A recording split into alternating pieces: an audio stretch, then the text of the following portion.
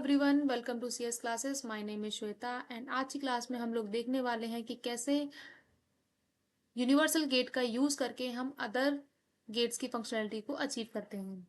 So start करते हैं आज की क्लास को। बिफोर स्टार्टिंग, अगर आप चैनल पर फर्स्ट टाइम आए हैं तो please subscribe the channel, like the video and share with your friends. Start करते हैं।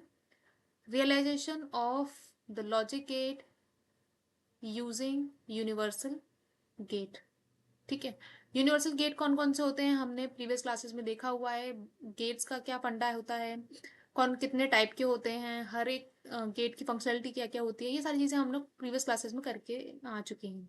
तो अगर आपने वो क्लासेस नहीं देखी हैं तो प्लीज़ आप पहले उनको देख के आएँ, तभी आपको ये आगे की टॉपिक समझ में आएगी।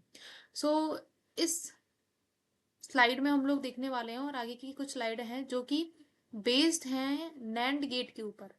तो नैंड गेट को यूज करके हम कैसे एंड और नॉट एक्सॉर एक्सनॉर ये सारे गेट जो हैं वो हम कैसे अचीव करते हैं वो हम लोग देखने वाले हैं यूजिंग नैंड गेट फर्स्ट।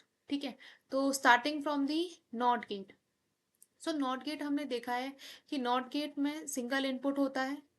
ठीक है, और जो हमें आउटपुट मिलता है दैट इज कॉम्प्लीमेंटेड फॉर्म। सो अगर हम ए एज एन इनपुट देते हैं नॉट गेट को तो हमें क्या मिल जाता है, ए बार।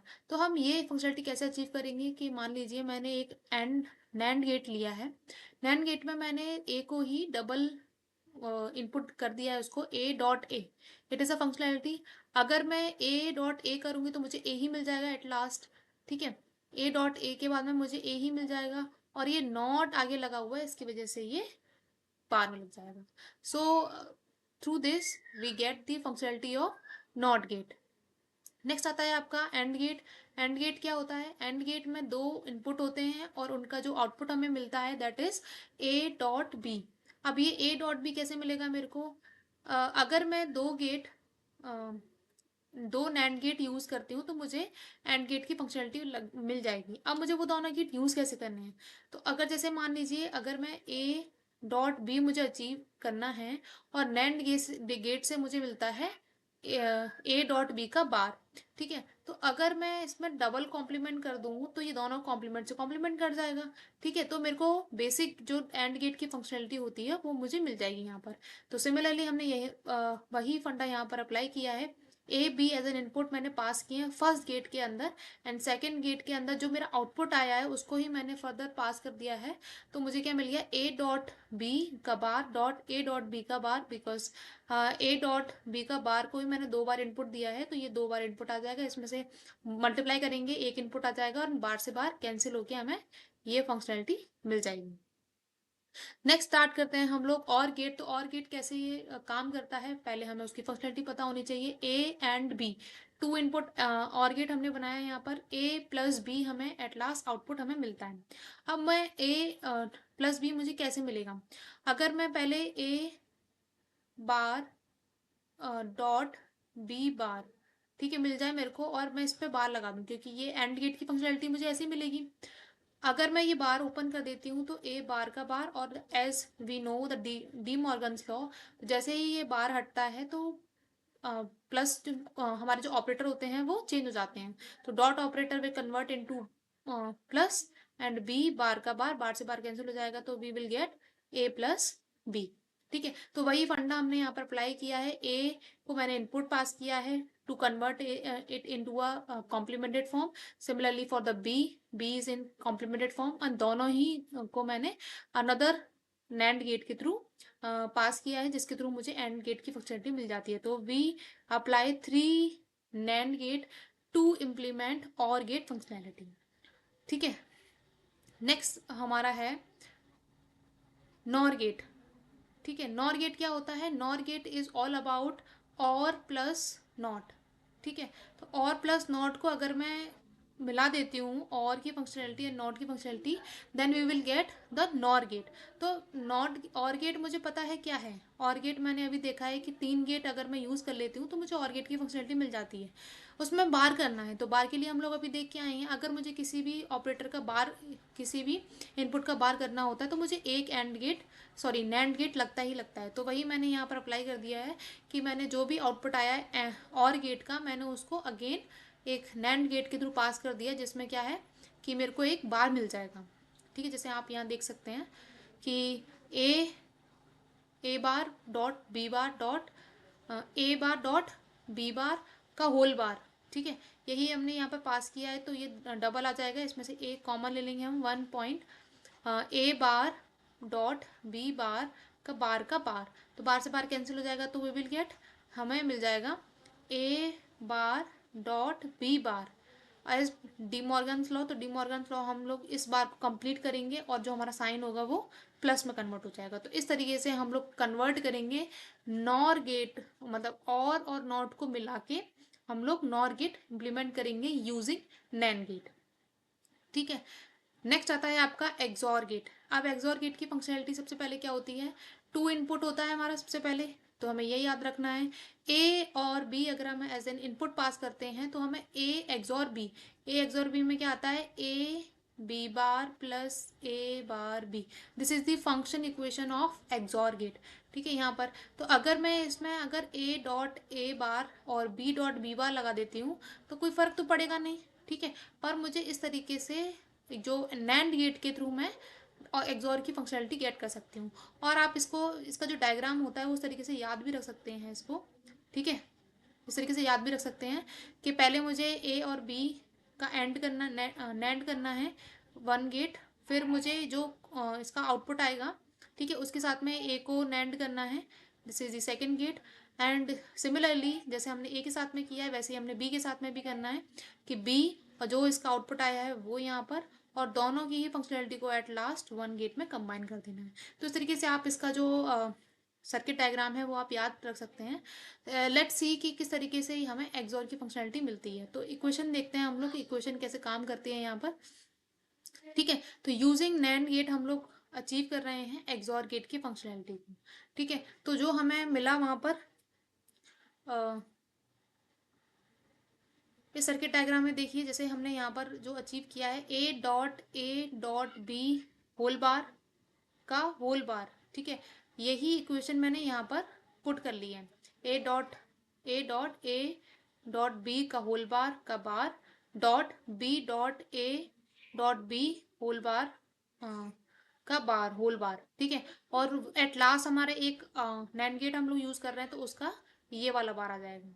ठीक है, उसके बाद में अब इसको सिंप्लीफाई करना है, हमने सीखा हुआ है सिंप्लीफाई कैसे करते हैं। ठीक है, इस तरीके से हम लोग सिंप्लीफाई करेंगे इसको, ए डॉट बी। ठीक है, ये बार हट जाएगा डी मॉर्गन्स लॉ। ठीक है, ये दोनों डी मॉर्गन्स लॉ के थ्रू हमने ब्रेक कर दिए हैं, तो ये बीच में प्लस ऑपरेटर आ जाएगा। उसके बाद में जो ये बड़ा वाला जो बार है ये वाला, इसको हमने ब्रेक किया है तो हम लोग इसको डिवाइड करेंगे तो ये बीच वाला जो डॉट है वो प्लस में कन्वर्ट हो जाएगा एंड बार से बार कैंसिल हो जाएगा। यहाँ पर आप देख सकते हैं कि यहाँ पर कोई भी बार नहीं है। अब क्या करेंगे, हम इसको डिस्ट्रीब्यूशन लॉग लगा देंगे, ए डॉट ए बार और इस तरीके से आगे। और इसमें हम लोग देख सकते हैं कि जो इक्वेशन मैंने इस वाली स्लाइड पर लिखी हुई थी वही इक्वेशन हमें एट लास्ट मिल गई है। ठीक है, तो इस तरीके से हम लोग अचीव करते हैं XOR gate using NAND gate की फंक्शनैलिटी। सिमिलरली अगर हम एक्सनॉर की बात करेंगे तो XNOR is a complement of XOR. ठीक है, और इसकी फंक्शनल इक्वेशन देखें तो A dot B plus A bar dot B bar, इस तरीके से कॉम्प्लीमेंटेड फॉर्म में हम लोग लिखते हैं एक्सनॉर और एक्सॉर आदि कॉम्प्लीमेंट ऑफ ईच अदर। अगर हम लोग एक, जैसे हमने नेट और गेट अचीव कर लिया है तो अगर मैं उसके आगे नॉट गेट लगा दूंगी तो मुझे नॉर गेट मिल जाएगा। सिमिलरली जैसे हमने ये सर्किट डायग्राम बताया हमने एक्सॉर के लिए कि 4 गेट हम लोग इसके लिए यूज़ कर रहे हैं, अगर मैं इसके लिए एक एक्स्ट्रा गेट लगा दूँ आगे तो we will get the functionality of NOR XNOR. ठीक है, तो इस तरीके से हम लोग इसको सॉल्व करके भी देख सकते हो आप। ठीक है, एंड अगर हम देखें कि रियलाइजेशन जो टेबल्स होते हैं नैंड गेट और नॉर गेट को यूज़ करके, नॉर गेट की फंक्शनैलिटी हम आगे देखेंगे, जैसे हमने ये की है वैसे ही सेम फंक्शनैलिटी हम लोग नॉर के थ्रू करेंगे और हमें सारे गेट मिल जाएंगे। ठीक है, तो कितने नंबर ऑफ गेट रिक्वायर्ड होते हैं, अगर मैं नैंड को यूज़ करूँगी तो एंड के लिए कितने रिक्वायर्ड होंगे और के लिए कितने रिक्वायर्ड होंगे, तो वो सारी चीज़ें इस टेबल के अंदर क्लियरली मेंशन है।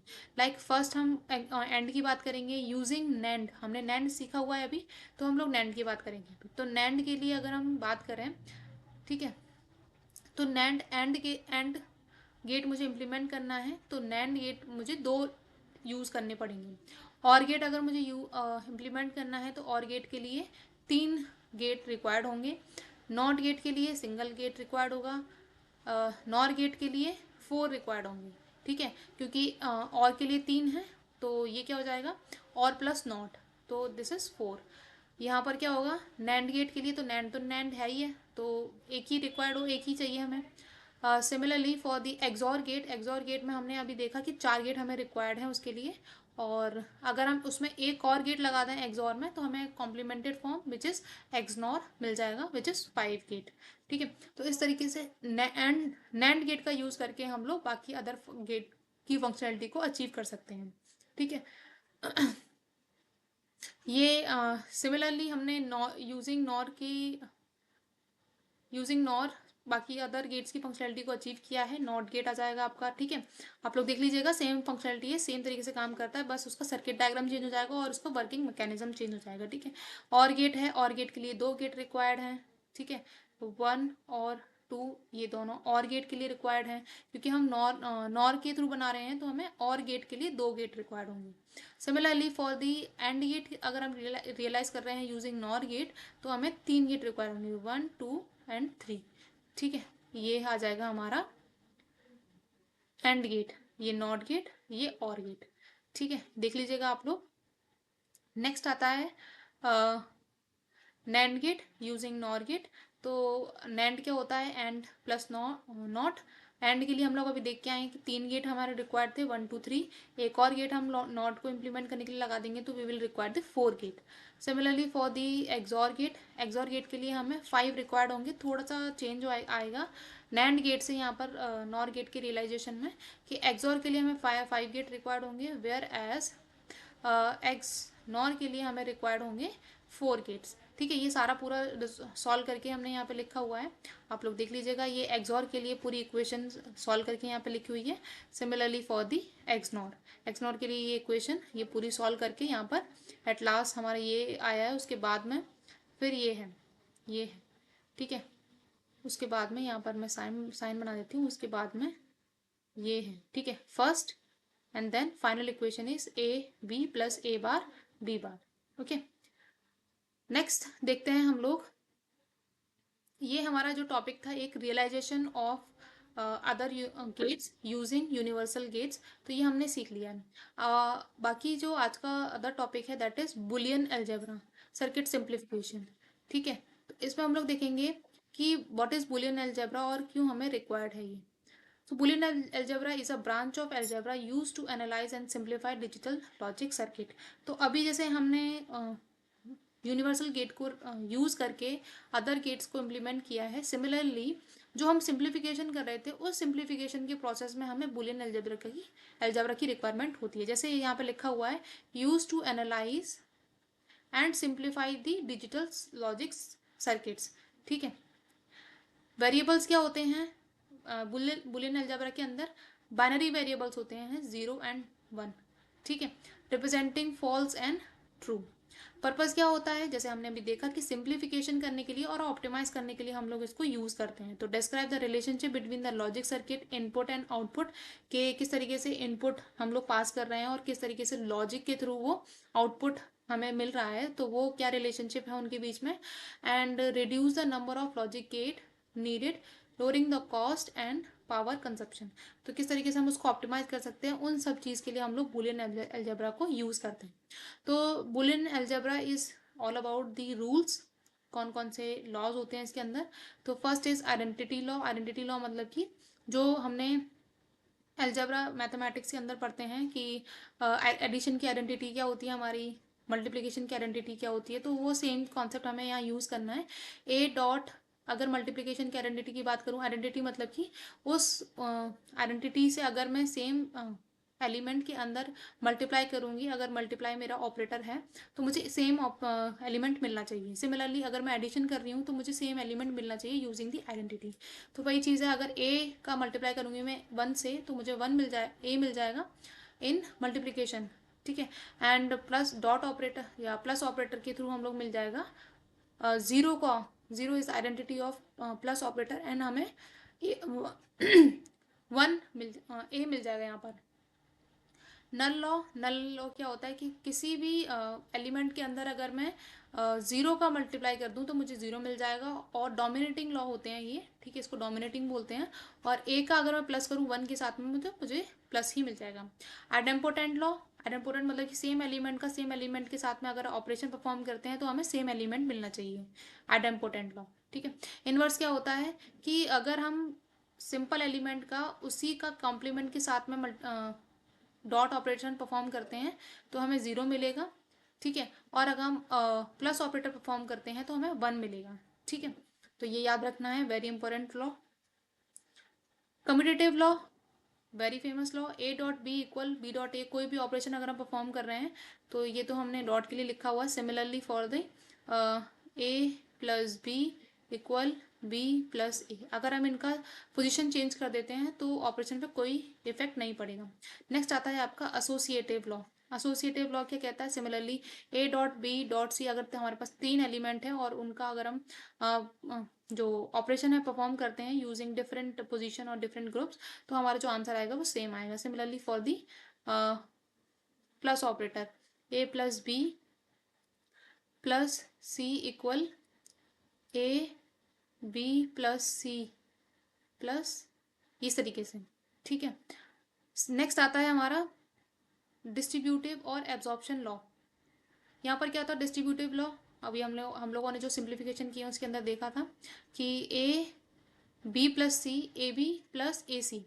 नेक्स्ट आता है ए बी प्लस सी, तो यहाँ पर क्या होगा ए प्लस बी, मल्टीप्लाई है बीच में तो ये बीच में मल्टीप्लाई आएगा एंड देन ए प्लस सी, ठीक है।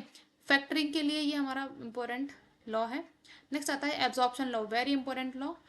ए प्लस बी, मैं इसको किस तरीके से सिंप्लीफाई करूँ कि मेरे को ए मिल जाए, तो अगर हम ए को कॉमन ले लेंगे तो वन प्लस बी, और ये डोमिनेटिंग लॉ जो अभी हम देख के आए हैं डोमिनेटिंग कर जाएगा, या फिर इसको नल लॉ भी बोलते हैं, ठीक है। यहाँ पर नल लॉ, ए प्लस ए करेंगे तो हमें ए ही मिल जाता है। सिमिलरली यहाँ पर जो करेंगे तो ये वन हो जाएगा, तो हमें क्या मिल जाएगा ए डॉट वन क्या मिल जाएगा ए, ठीक है।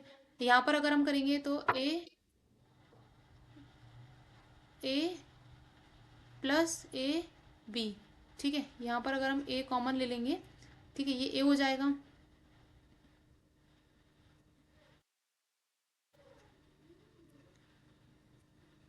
ये ए हो जाएगा प्लस ए बी, और अगेन हम इसको सिंप्लीफाई करेंगे तो वन प्लस बी, ठीक है, इस तरीके से फिर हमें मिल जाएगा ए। इस तरीके से हम सिंप्लीफाई करते हैं तो इसको बोलते हैं absorption law. These law are critical for removing redundant term in the expression, तो जो भी डुप्लीकेट टर्म है हम उनको एलिमिनेट कर सकते हैं इनसे, ठीक है।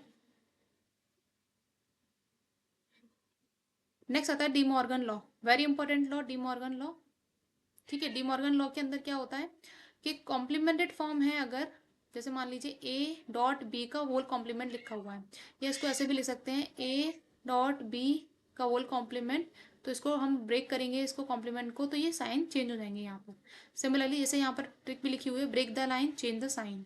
यहाँ पर अगर हम जैसे डॉट ऑपरेटर के साथ में पढ़ा है, अगर हम इसको प्लस ऑपरेटर के साथ में देखें, पूरा होल बार है, अगर हम इसको ब्रेक कर दें तो ये साइन भी चेंज हो जाएंगे। इस तरीके से एप्लीकेशन होती है डी मॉर्गन लॉ की। और अभी हमने जो रियलाइजेशन किए हैं अदर गेट्स के यूजिंग द यूनिवर्सल गेट, तो उसके अंदर हमने काफ़ी यूज़ किया है इसको अंदर, and very important De Morgan law बहुत यूज़ होता है, ठीक है। बाकी और नेक्स्ट क्लास में हम लोग सिंप्लीफिकेशन देखेंगे, ठीक है। आज के लिए इतना ही रखते हैं, मिलते हैं नेक्स्ट क्लास में। Till then keep learning, bye bye.